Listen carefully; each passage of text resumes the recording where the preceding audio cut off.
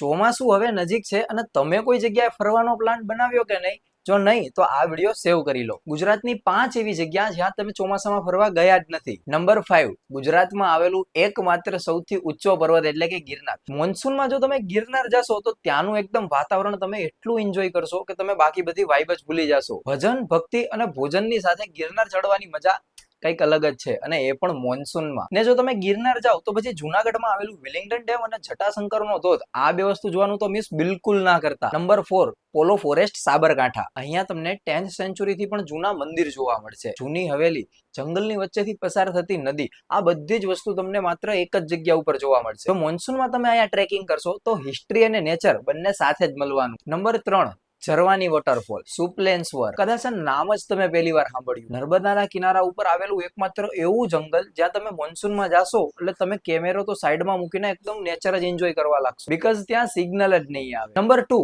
Gira waterfall. આ waterfall 30 metre ઉપરથી પડે છે. આ વોટરફોલ તમને 10 માળથી પણ ઊંચો દેખાશે. પાણીનું ફોર્સ એટલું હોય છે કે જાણે તમને ગાલ ઉપર કોઈ તમાચો મારતો હોય એટલી જોરથી પાણી આવે. નંબર 1, ગુજરાતનું એકમાત્ર હિલ સ્ટેશન એટલે કે સાપુતારા હિલ સ્ટેશન. અહીંયા એટલું ફોગ હોય છે કે તમે કેમેરો કાઢીને ફોટો પાડશો તો તમને ફોગ જ દેખાશે, તમારો ફોટો નહીં.